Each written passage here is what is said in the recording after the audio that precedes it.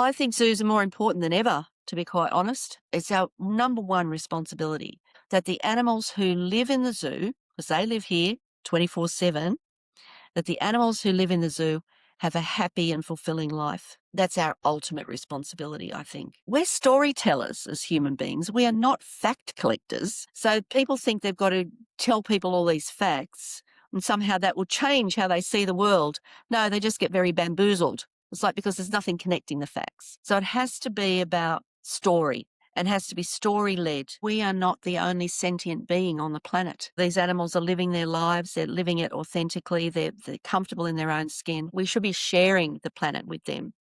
Hello, kia ora. I'm Anna. And I'm Callum from Conservation Amplified. And you're listening to the People Helping Nature podcast. Our mission is to make conservation mainstream, one topic at a time. Welcome back. So we're back for a round two with Karen Fifield, the outgoing CEO of Te Nukuao Wellington Zoo. A little while back, we did a round one, which was taking a look at what Te Nukuao does and zoos on the world stage. And Karen is about to leave in a few weeks' time, at the time of publishing. So we thought it'd be a great time to come along and explore lessons about people, animals, and conservation from the last 20 years of running a leading zoo. So welcome, Karen. Kia ora to both of you. Very nice to be back and to have a chat with you. Yeah, also a warm welcome from me.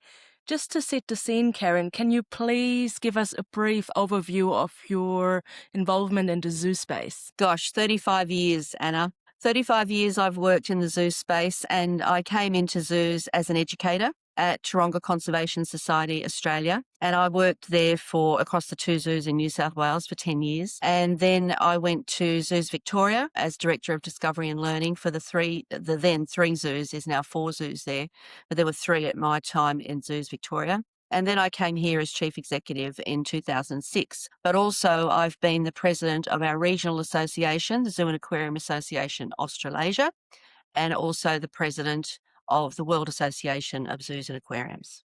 So you've seen this space from a lot of different angles. And in this time, I understand that you've also built bonds and relationships and observed many different animals. So what have animals taught you about the world during your career that most people don't necessarily see? Animals are absolutely authentic. What you see is what you get. There's no malice, there's no trying to play games. Is actually what you see is what you get. They're incredibly authentic. Leadership styles vary amongst animals, particularly primates. I mean, it's quite interesting watching a troop of chimps in terms of their leadership styles, in terms of the dominant male. But they're very authentic. They're living their lives as well as they can, and they don't play games. They're actually about truth, I think. That's what animals have taught me. Yeah, for sure. When you say they're about truth, can you just expand on that a bit? Because truth is a pretty broad word and it's easy to misunderstand what you mean. True, and everyone has their own truth, right? But I think what I was saying before, what you see is what you get. So when you look at a beautiful tiger, a tiger is in essence a tiger. It doesn't try to be something else. It's happy in its own skin. It knows what it's about. It just behaves like a tiger. I think with humans, sometimes we try and be other than what we really are. And so it compromises our truth as human beings. And I don't think you get that with animals. They are very happy in their own skin. So you mentioned the primates and the leadership styles before. Are there any specific examples of how animals show leadership that really stuck with you? Well, I think in animal societies that require leadership, so not solitary animals in the wild, but animals that work in groups, there obviously has to be a leader because otherwise you have anarchy. And we see that with human societies. If you don't have good, strong leadership, then you get anarchy. And so if you look at a chimp troop, there's different leaders come through that troop over time. And some of them are quite aggressive leaders. They don't tend to last very long in a chimp troop. And then there's those that are quite benign and they might last longer. But the ones that really make it are those that are quite political, actually. And when I say that, I mean diplomatic. And they understand where their power comes from. And in a chimp troop, it comes from the females. While it's the dominant male as the leader, he is actually supported by the females. So he understands that and he's able to then work diplomatically with his females to have a cohesive and prosperous troop. They're the dominant males that last a long time. Our dominant male here at Te Nukuao, Lexi, he's like that. He's a very smart chimp and he knows when to push it, when to say, no, that's not my expectation, and when to say, okay, that can go. But he understands the importance of his females and of his power base. He understands what those females expect of him. And he's very diplomatic, but he's also very strong as a leader. So he's strong and calm. He's quite an interesting chimp to watch. That definitely contrasts a bit from how humans often lead. Maybe we are learning a bit about that sometimes, but I think we've got a way to come. How else do animals learn and respond and behave and adapt to challenges differently to humans? They all have their own ways of being. You know, like if I look at our otters, they're all brothers. There's still a hierarchy within them, but they know what that hierarchy is and they behave accordingly. But they're very tight. They support each other. They're really tight. But it's not all rosy in all animal societies, for sure. There's sometimes a lot of violence and sometimes there's a lot of aggression. We are, as Jane Goodall used to say, you know, that chimps are very much like us, capable of great love and capable of great hate. We can look at a chimp troop particularly and go, okay, that's what we're seeing in human society. But then if you look at gorillas, I think they're bit more quiet. They're a bit more understand their place. There's less aggression within the group, although there can be aggression when males are coming up and want to challenge the leader. So there is that as well. So we can learn a lot from how they behave and how they resolve some of these conflicts and what happens in the groups when there is a conflict. How does that get resolved? Does someone have to back down? Does someone say, okay, it's time for you to take over now? So there's a whole lot of things we can learn in terms of that leadership space from animals. I think animal behavior in general is a very complex topic, but it's also a topic, you know, where a lot of people underestimate animals and don't quite understand what's going on. So what do you wish more people would understand about animal behavior and all of that? I think I would love them to understand that we are not the only sentient being on the planet. We are not the ultimate being on the planet. As I said before, these animals are living their lives, they're living it authentically, they're comfortable in their own skin, and understanding that they have their own personal essence like we do, and that we share the planet with them. We don't dominate the planet. We should be sharing the planet with them and understanding that they make up this hugely diverse world that we live in, you know, and sharing and actually loving that diversity amongst people, amongst animal species, plants. I mean, we're so lucky to live on this piece of rock and to actually be able to share it with some of these beautiful animals. I mean, probably not found anywhere else in the universe to be discovered, but I don't think you'd find a tiger anywhere else other than planet Earth, which is phenomenal. And to understand and really love that we share this planet with those animals and make sure we do everything as the most dominant species by our own spreading across the planet. We are dominant that way in terms of numbers of people, and understanding that we have a responsibility to protect wild places for these animals to be able to share the planet with us. I agree. This is a bit of a hot take. As humans, we have this mindset where we own and we have a right to everything around us. We like to divide up the land, divide up the resources and conquer it. Here in New Zealand in particular, we have a particular obsession with property ownership. I struggle to get my head around this. When I think about actually owning land, how can you do that? Because there's so many different species on that patch of land. How can we say that that's ours? Because that's what gives us our truth, I think. Makes us feel secure if we have that. And security is quite a big thing for all primates, actually. Being secure where you live, getting enough food, getting enough resources. So that competition for resources, I think, with so many humans on the planet, because we have this competition for resources, those things make us feel secure. You know, if we own our house and we've got money in the bank, all important things. I'm not saying they're not important things, they are, but it comes from that deep-seated primeval need for security and to know that you're okay. And that goes way back in human history, you know, to understand that you're safe. That's where it comes from. And it's that safety factor, and it gets out of hand. I agree with you, because then it gets into the greed factor. But having those things that make you feel safe and secure it's a very human thing. It's a very animal thing to be able to have somewhere to be able to hide, somewhere to be able to find your food. All of those things are important for all species as they survive on the planet. So really, it's the same primal drive as it's just manifesting in a different operating system with how humans behave because of the brains and the bodies that we've got. And understanding, I think, also, Callum, that there's enough resources on the planet for everybody. If we look after it well and we share it sensibly, There's plenty of food for everybody. There's plenty of resources for everybody. But that's when I said it, that this primal need for safety takes on a whole different perspective when it turns into greed. That's a whole different thing than being safe. So I think we've got a bit of stock taking to do about how we actually behave like that, I think. I mean, the classic quote from Gandhi saying that Earth provides enough for everyone's need, but not everyone's greed. Absolutely right. Couldn't have said it better. I'd like to think, though, that a lot of us are having a mind shift and being more sustainable. And I also think there's been a shift, especially in the zoo industry, towards conservation. And it's now a central part of what a good zoo does. But can you just explain to us what caused that shift away from that animal collecting mentality towards something so much greater? Yeah, I think understanding that bigger picture has been very much a part of the evolution of zoos. And as we know more, I think there's still a very basic human curiosity about other species and wanting to know more. So as we've known more and grown and the science has developed around these animals and around things like animal welfare, then people in the zoo world have also learnt and also gone, well, if we have these animals in human care, why? Always asking the question, why do we have these animals in human care? So, yes, people still come to the zoo because they want to see a beautiful animal. I mean, we had our birthday last weekend, and honestly, the happy people here for our 120th birthday, looking at our beautiful giraffes, being so awed by them, that's still there.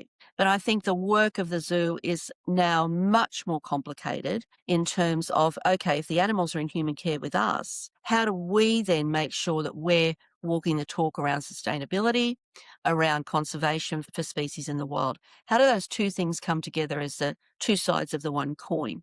And I think as we know more, I think we'll grow again. I think there'll be even more changes to the conservation work that zoos do into the future. Zoos and aquariums, I might say, because a lot of aquariums are doing amazing conservation work as well. So I think conservation is a natural evolution for people who've worked in zoos a long time, like me. Like, okay, why are the animals here? Yes, they're here to inspire people, but they're also here for us to be able to say we work with people in the wild to support wild populations of these species as well. So we don't collect every animal that we can see. We actually make sure that the animals are here for a story, for why we're having these animals in human care, and how do we add more chapters to their story as their life goes on, particularly in the wild. Yeah. And you just mentioned also that collaboration about doing work in the wild. So what role do partnerships play for all of that to happen? Absolutely essential. I mean, no person, no organization can do this huge task by themselves. It's impossible. So working together is the only way forward. And I was listening to Jane Goodall speak the other day, and she was saying, if we all work together, we can win. And that's the hope, that we can all work together. And it's really understanding that we're all in it for the same outcome, that we want a better planet. We want, people to have enough resources. We want animals to have enough resources. So working together is essential. So we work with some amazing partners within New Zealand and also globally. And they're doing incredible work. Like we work with fauna and flora in Vietnam at Pumat National Park. They're doing incredible work for gibbons. Gibbons are highly endangered, more critically endangered than a chimpanzee. And so this project is really dear to my heart because our gibbons are iconic for Wellington Zoo. And so being able to work with fauna and flora to do this wild research and wild conservation, absolutely critical to be able to say, these are the gibbons we care for and they're wonderful, but there's a whole lot of work needs to be done in the wild to save this species because they're critically endangered.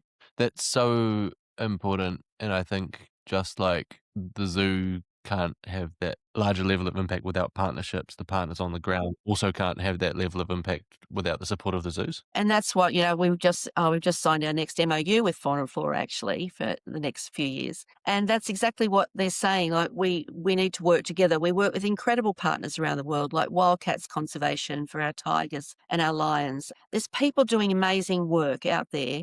And it's really good for our staff to be able to go and visit these partners as well and actually contribute some of their skills to some of the work and also learn from those partners about what they're doing in the wild.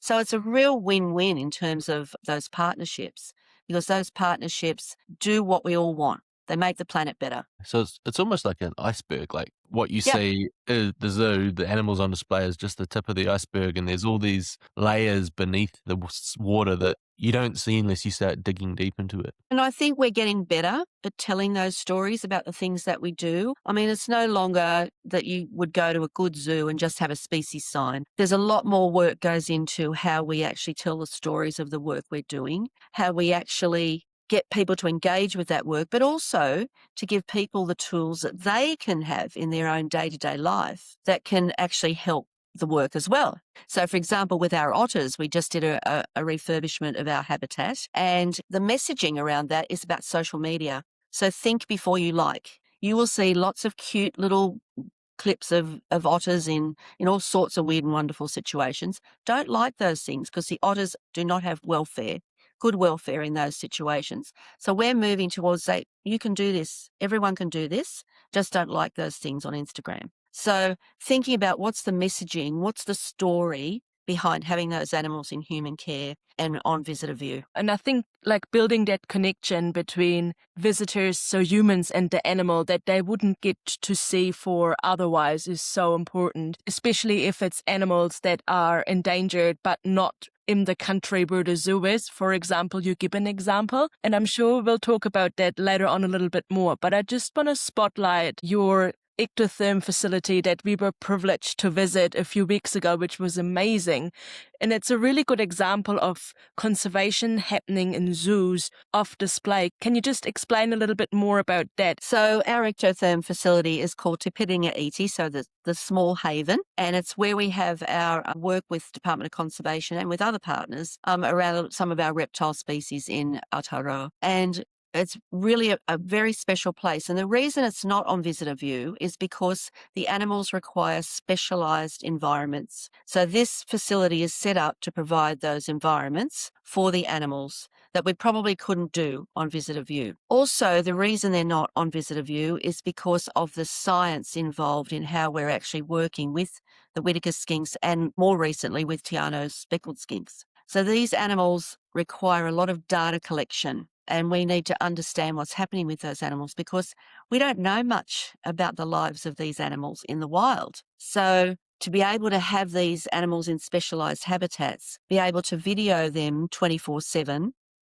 and be able to see what's happening around breeding, around mating, around feeding, when do they come out, when do they hide, to be able to collect that data and put it into our international database that zoos have globally. This is providing us with so much information about what might happen. So with the Whitaker skinks, the aim eventually is to take them back to the wild because there are none in their range state at the moment where these animals came from. So we really want to put those back into the wild. With the speckled skinks, they haven't been seen for 13 years. So we don't know how many are out there.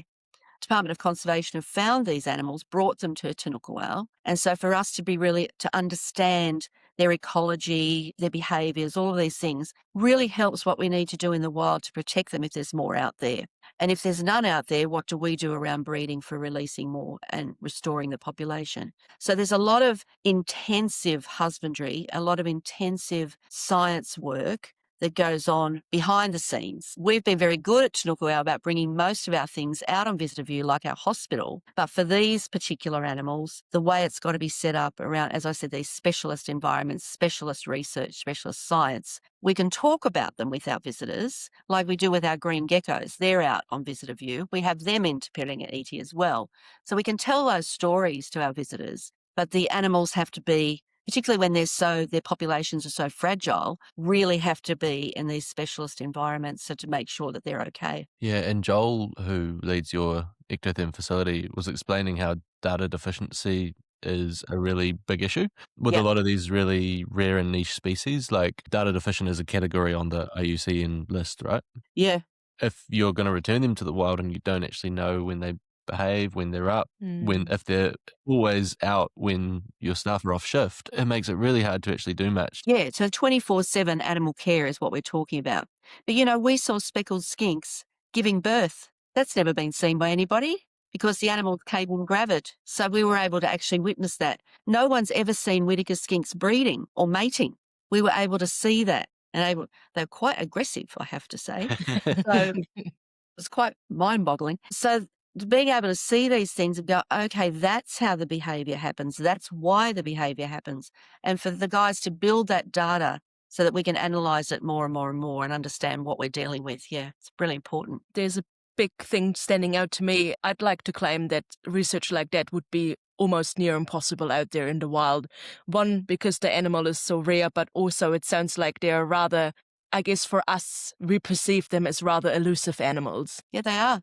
And I mean, a lot of our reptiles in New Zealand are very cryptic. They're tiny, so you don't see them. They hide very well. The speckled skinks have been really interesting because the Whitakers do hide quite a lot in their habitats. But the speckled skinks are like, okay, here I am, no problem.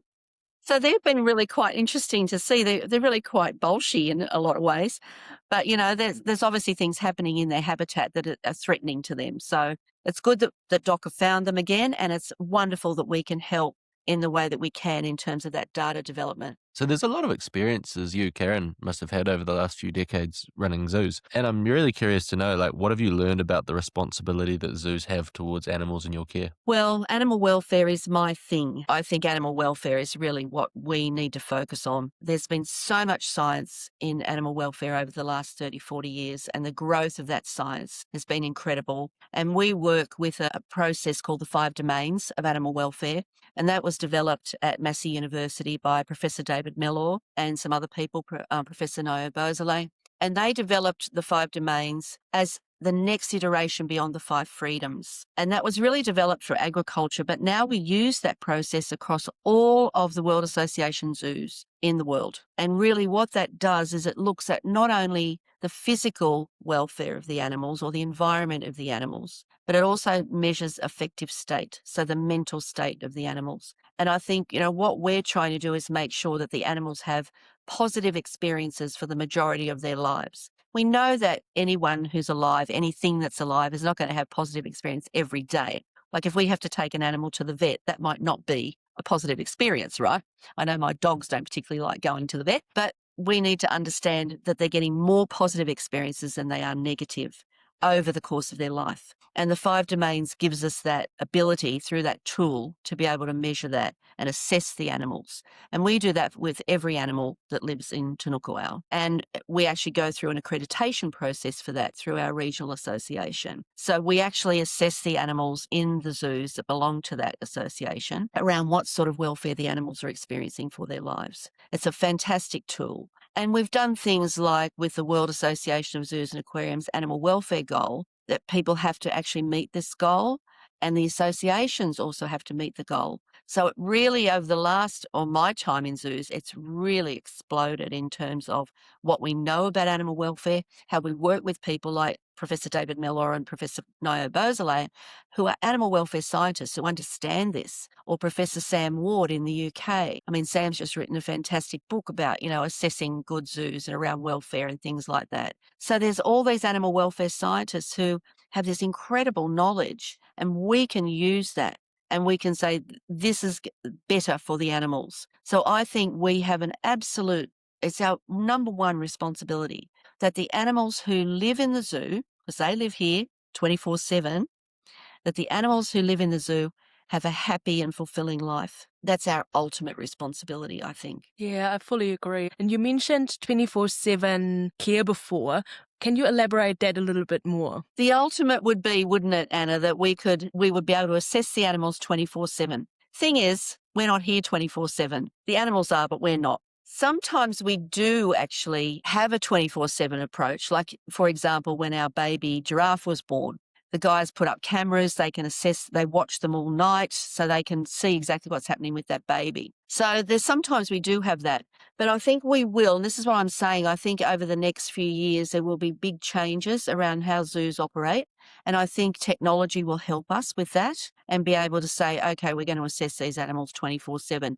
We're actually going to give them even more choice and control about where they want to be, what they want to eat, when they want to eat it. So I think that is going to be a massive change over the next 10 to 20 years, and technology will help us do it. Because at the moment, you can't have people staying here all night watching an animal. They can at home on the camera and have shifts watching it if there's a baby born and stuff like that.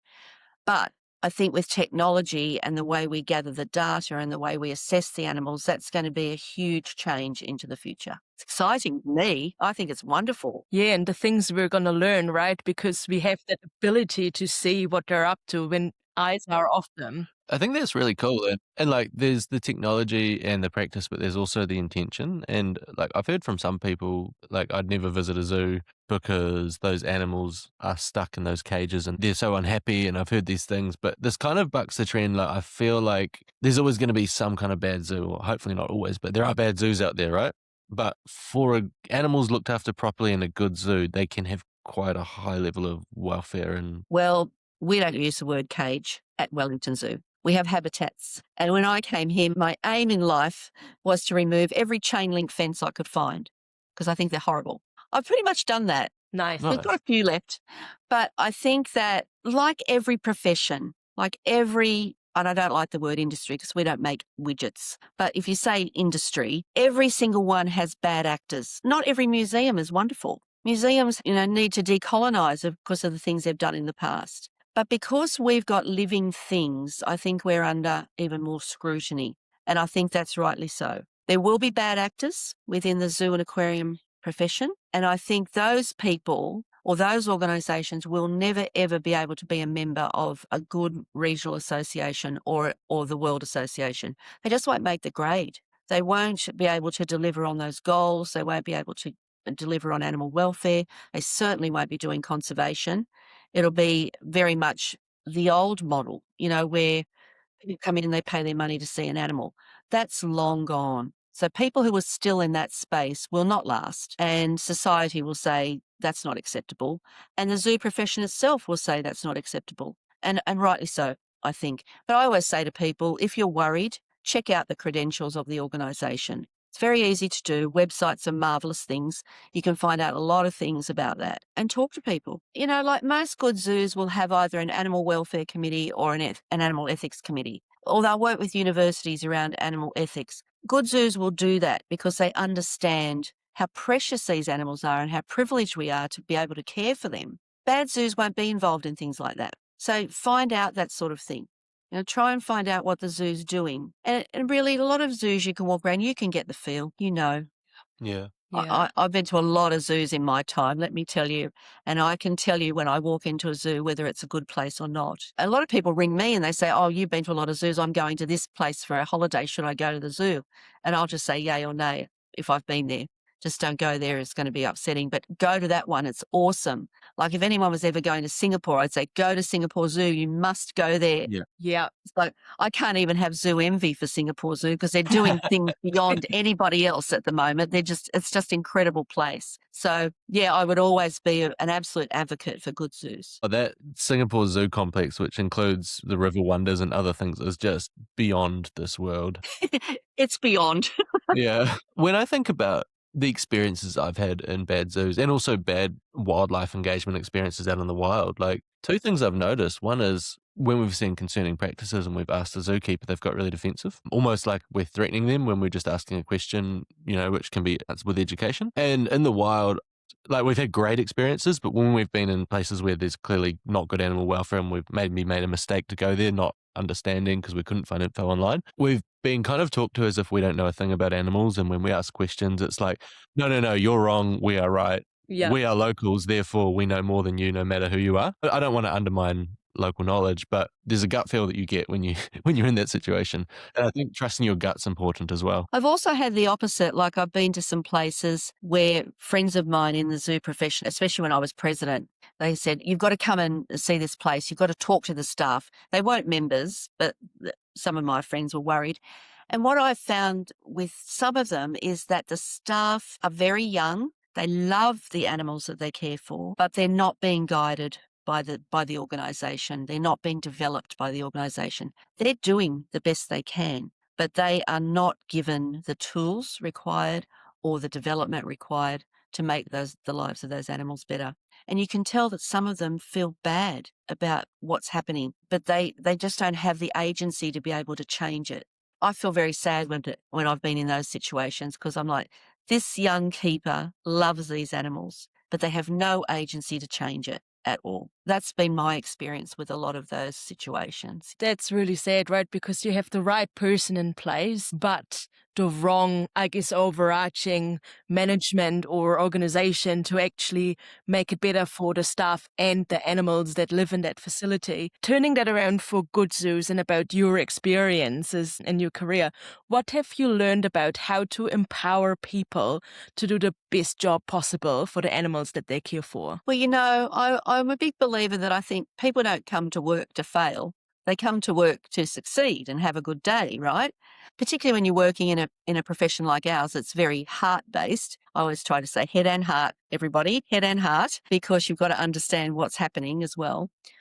But when it's a heart-based passion, it's really about making sure that people can channel that passion into really positive outcomes for the animals, not necessarily for themselves, because the animals are not our pets. The animals are themselves. They don't belong to anybody. And so how do we get the very best life for them in our place? I mean, we have over 100 staff at Te Nukuao, and whether they work with the animals day in, day out, or whether they don't, they all love this place. That manifests for them in different ways, whether it's welcoming our visitors or whether it's having an awesome function at the zoo or whether it's daily knowing that the animals you're caring for have had a good day. So it manifests in different ways, but the very essence of it is that they love this place. And if they love the place, then they will go out of their way to make sure that the animals are cared for well. The animals are supported well through fundraising.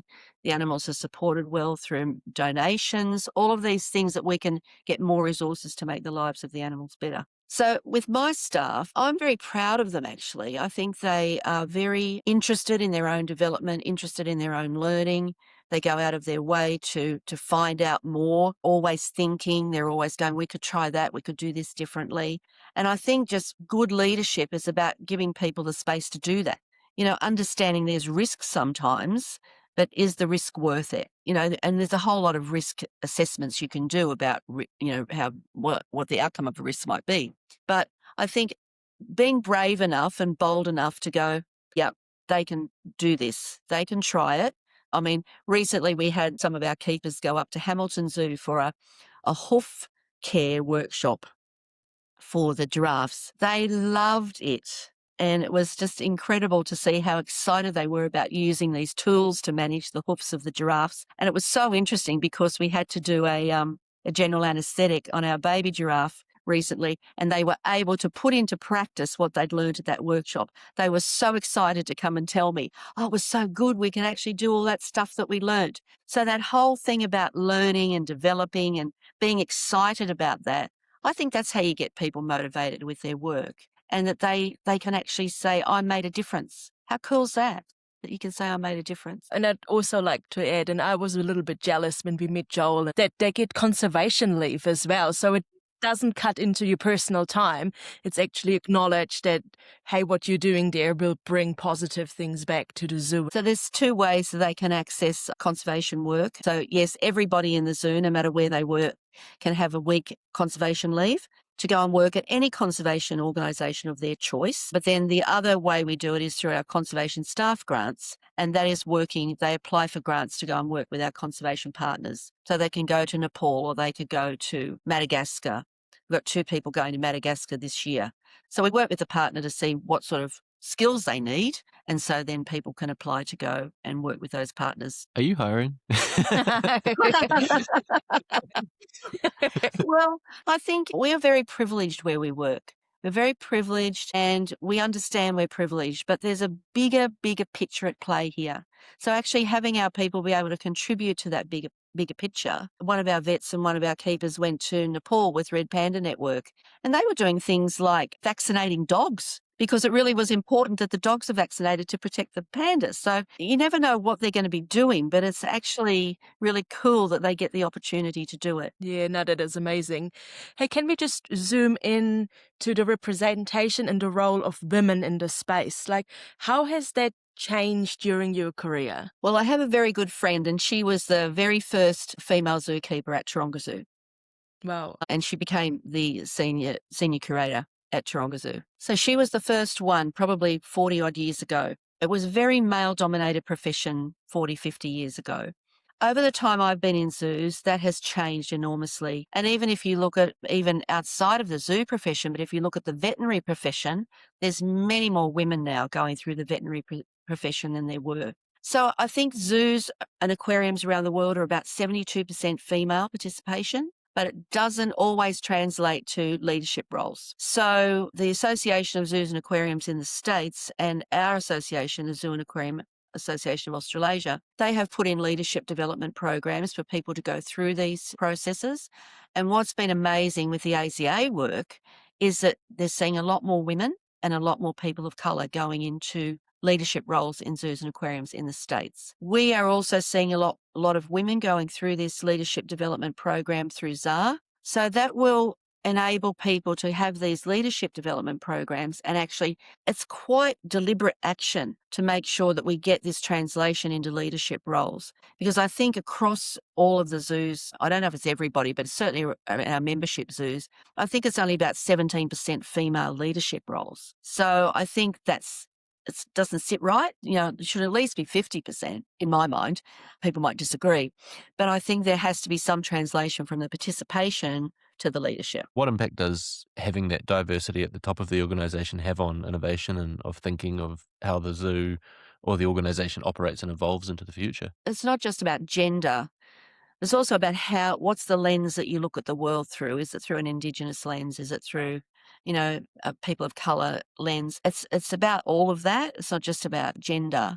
And I do think also diversity of where people have come from into the zoo profession. So like I came through zoos as an educator, and a lot of educators are now taking CEO roles. So having different parts of the profession take leadership roles is also important, I think. Not just always animal people, which is not saying that's not a good thing for them to be in leadership roles, but the zoo profession is very diverse. So trying to get the diversity of the lens, looking at the lens and having a leadership team that actually can bring all those different lenses to the discussion. I think that's really important. So it's gender, it's the ethnicity, it's all of those things matter, I think. Is there any advice that you would like to share for women in the zoo and or conservation space that you really wish you'd received earlier in your career? Well, I had a lot of men who were very supportive of me when I was a young zoo educator. We had a wonderful CEO at Taronga Zoo at the time, Dr. John Kelly, and he was so supportive of me. And a lot of men through my career have been incredible to me, and they've all just gone, you can do this, you can do it. And I've always been the sort of person where I've always said, yes, I will do it, because you never know where it's going to lead, right? So I always say, especially when I talk to a lot of women's groups, I say, always say yes, because that could lead you down some amazing path and adventures in your life. The other day I was interviewed by John Campbell, and he said to me, well, Karen, you've had a storybook career. And I thought, wow, that is very true. And so I would never have thought when I was teaching all those years ago that I would end up the president of WAZA. And that was really only because I've gone, I love this profession. I love the people who work in it. I want to make it better. I want to have a contribution that's positive. So if you keep that in mind, you're going to have bad days, you're going to have rejections, but you've just got to keep going. That self-belief is so important. And also your motivations, be really clear about why you're motivated to do these things and go into leadership roles. Because not everybody wants leadership roles. They want to stay working with their animals. They can have other sorts of leadership within that space. It doesn't mean you have to run the organisation, but you are a leader in that space. So it doesn't matter whether you want to do that or whether you want to be a leader in your technical part of the organisation. That's fine, as long as you understand your motivations and that everything you do is about positive outcomes and that you're prepared to say yes. You'll get the support. You will. If you show that you are willing, then you will get support. I remember Barack Obama, I was listening to him and he said, people always want to get noticed in their jobs and everything like that. He said, you know how you get noticed? Do your job well, because then you'll get noticed. And I thought, that's so true, Barack Obama. Just keep being good at what you do, learning, changing, always developing, always learning, and being willing to do the work. Yeah. Yeah, and I think the other person that comes to mind for me personally is the late Dr. Jane Goodall, right? Yeah. She's the perfect example of that, being supported by her mother, believing and chasing those opportunities and saying yes. And I mean, that's got her to have a lot of impact and positive change, right, throughout her career. Never gave up. She was always there, always willing, always changing, always thinking differently, open-minded, but she knew that she could make a difference and her motivation was very positive, right? Yes. Yeah. Yeah. But I also think there's self-imposed barriers or societal expectations that we can tell ourselves limit us. And I think Jane Goodall's a great example of that. She didn't have a PhD when she went to Africa. And a lot of people might think, I can't do this because I don't have the credentials. And I guess the other thing is never underestimate the volunteer opportunities as well. That's so true, Anna. So true. Because then you get to know the people in the organisation. They get to know you. You know, we've just got some wonderful volunteers working here who are doing work with animal cares. When I was at Taronga, we had a lot of volunteers and a lot of them became zookeepers, you know. So, I mean, I can remember many, many years ago when I was managing the education centre at Taronga Zoo. Now, this is not a female story so much, but it's about a young person and believing in themselves. So it was just before the gorillas arrived, so 1996, and I got this phone call. It was a student teacher who just finished university. And he said to me, I really want to work in the zoo world and I really don't want to work in school. And I would love to come up and do some volunteering at the zoo. And I'm like, oh my God, the gorillas are arriving. It's the end of the year, blah, blah, blah. And I said, look, you'll have to get your own insurance because the zoo can't do that. He rang me the next day. He said, yes, the university will cover the insurance. I said, okay, I've got to give this kid a chance. So he came up and I didn't normally let student teachers teach. You know, they'd have to have been there a couple of weeks at least. He was teaching by the end of the week. He ended up being the director of Taronga Zoo, and he is now the CEO of the Botanic Gardens in Sydney. That's awesome. Wow. His story to me is about that never give up. This is what I want to do, being very clear in his motivation, doing all he could to make that happen. I admire him so much because he really did say, this is what I want and I'm going to chase it. I'm going to get it. Oh, that's really awesome. I just want to shift gear for a moment and look at how this evolution of the way a zoo operates has affected or impacted the visitor experience and how that's changed what a good zoo experience looks like today. I really can't stand it when I go into zoos and there's just a species sign. I'm like, how is that engaging anybody? You can get that from Google.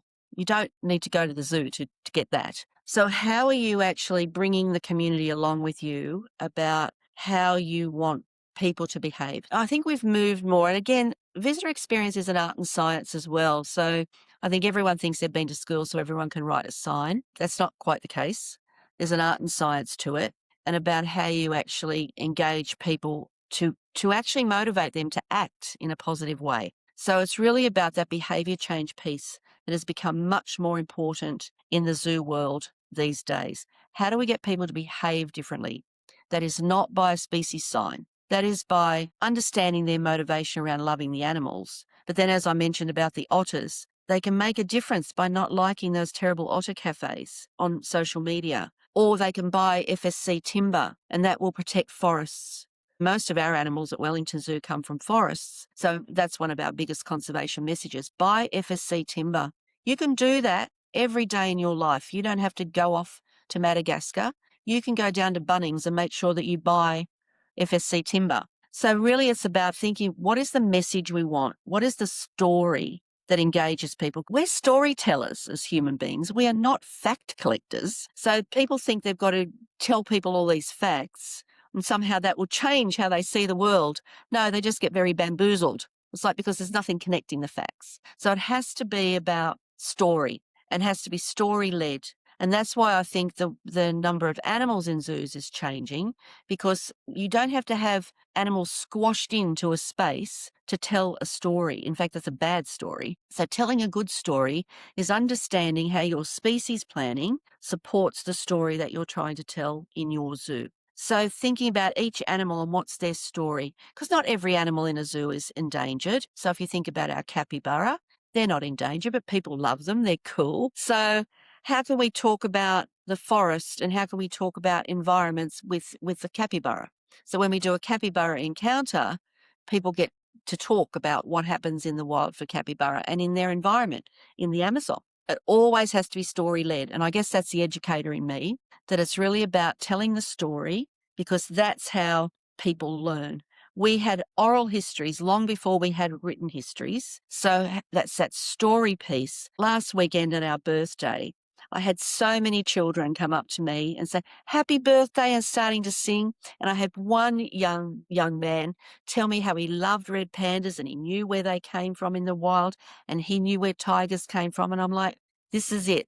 He's going to love animals for his whole life. And those memory making for the family, they'll talk about the zoo visit at home when they have their dinner. So how do you build story that makes people want to repeat it? It's not facts. It's not. So it's about story. Yeah, I mean, the way our brains have evolved is wired around storytelling, right? Like it literally fits our biology. Yeah, we're storytellers. Yeah, building that connection, building that care. So what are your key learnings about visitor engagement that you want to pass on to others? I mean, my background in zoos was visitor engagement, so I've thought about this for a long time. But I think if other organisations could step back from what they're doing and just go, okay, we've got these animals, what are the stories we want to tell? What is the overarching conservation message we want people to take away when they visit our organisation? And we did a bit of research on FSC a few years back to understand if people were taking that message away. And it was huge. People understood what FSC was because we repeat it, we repeat it, we repeat it. All of the animal talks talk about FSC.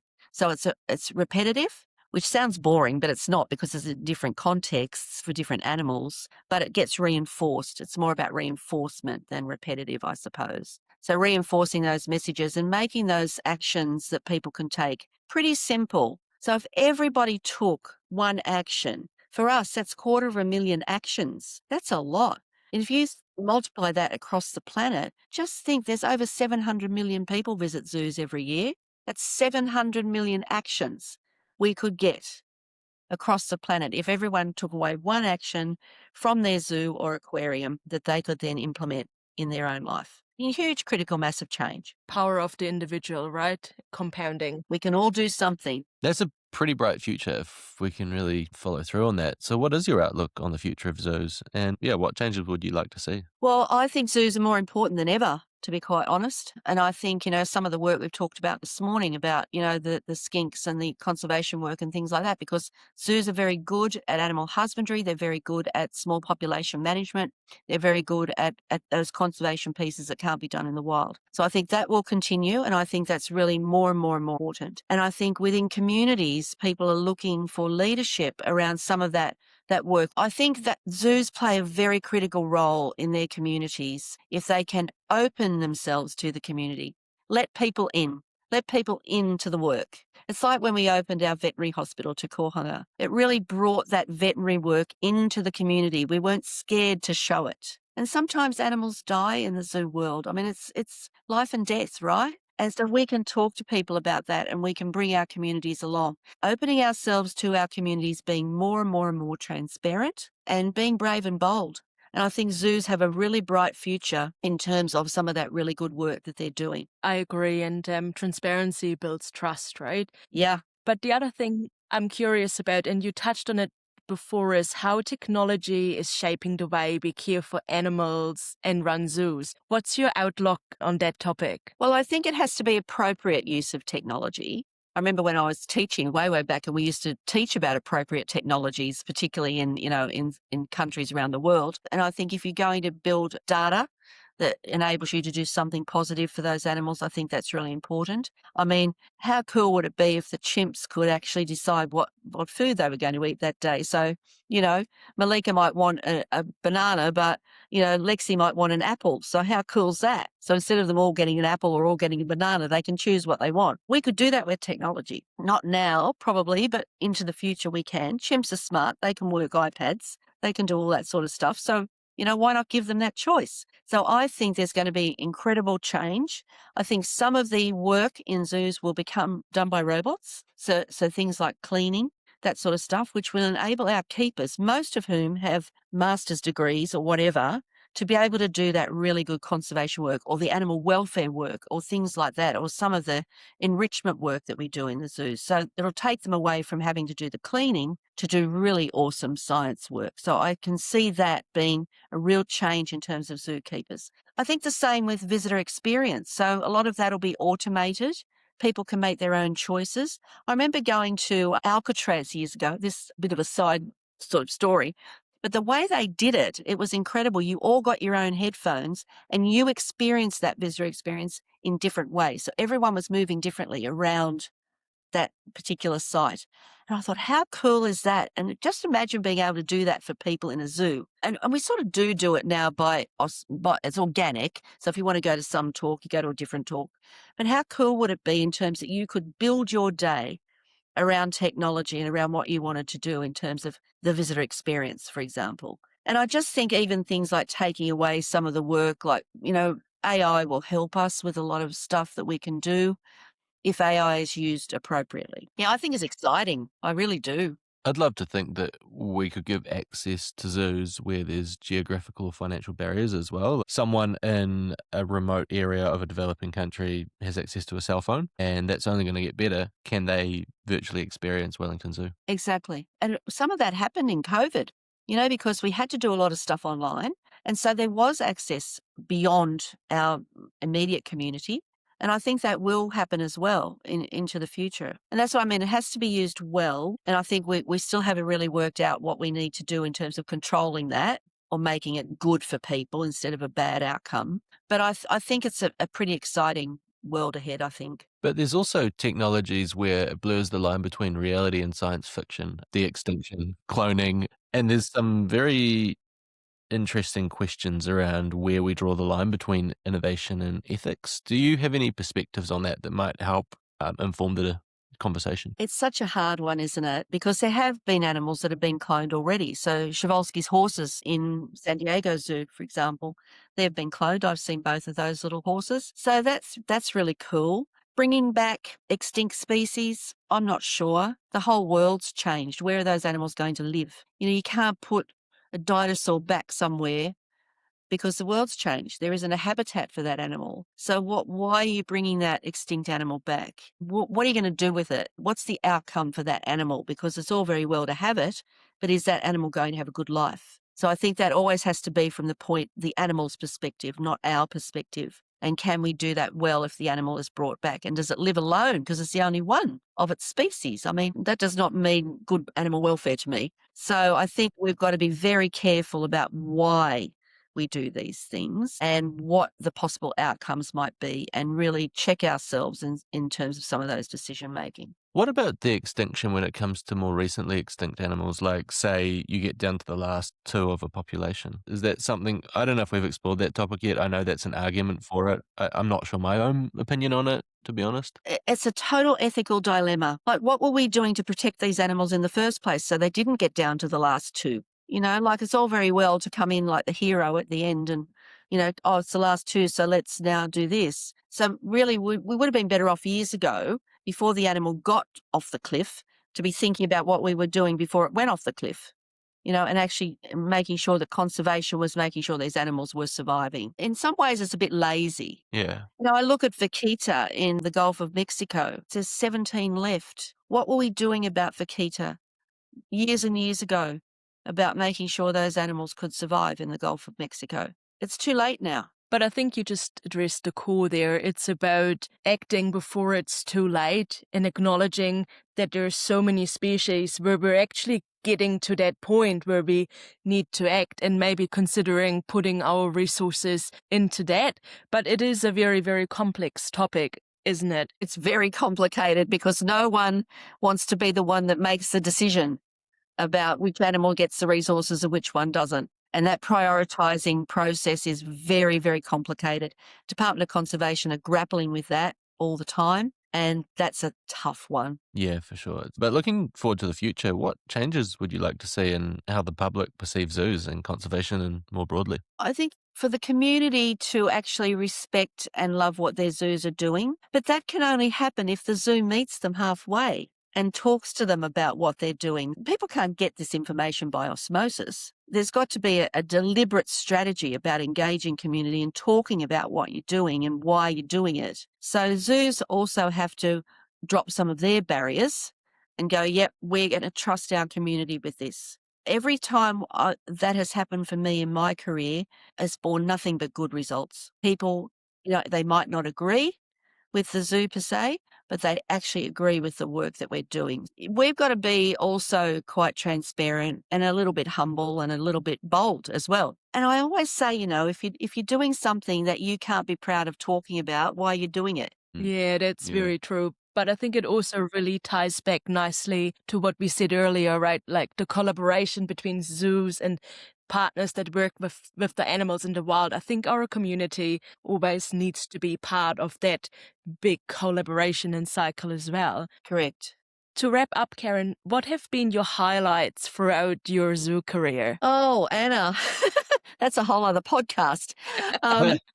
But I've been so privileged, and I think about some of the amazing experiences I've had, in my time in zoos, the animals that I've been privileged to work with and be around and love, and some of the people, like they're just incredible, incredible people in our profession all around the world. And I found a photo last night on my phone of the Waza Council 2325, which was my council. And I sent them all the photo on WhatsApp last night. I said, what a great group of people, because they're smart, they're wonderful. And, I've got lifelong friends in this profession, and I value and respect them all so much. And the animals that I've loved, I've got wonderful memories of them and how important they've been to my life, as well as the lives of everyone else who's got to know them. So there's enormous things. I think, being president of WAZA and of ZAR, that's enormous trust for me from our community of professionals as well. Receiving the MNZM for animal welfare and business. I didn't expect that at all. So there's all these things that I didn't expect that has happened to me in my career. And when I look back, I think, wow, I've been very, very lucky, and I'm very grateful for how my life's been enriched by working in this profession. Yeah. You've had a pretty, as you said, storybook career, to quote John Campbell. But how can people support Wellington Zoo? Well, of course, visit. Coming to the zoo, donating to the zoo, supporting the zoo in any way you can, become a member. Our zoo crew members all came for a lovely breakfast last Saturday. So being a member of the zoo, you get to know it in a deeper way. But coming to visit, that all helps, and also donating as much as you can. Hey, Karen, thank you so much for coming on today again and sharing what you've learned throughout your career. We really appreciate it. Yeah, thank you. I love talking to you guys, so thank you very much for having me. Kia ora. Likewise, kia ora. Kia ora.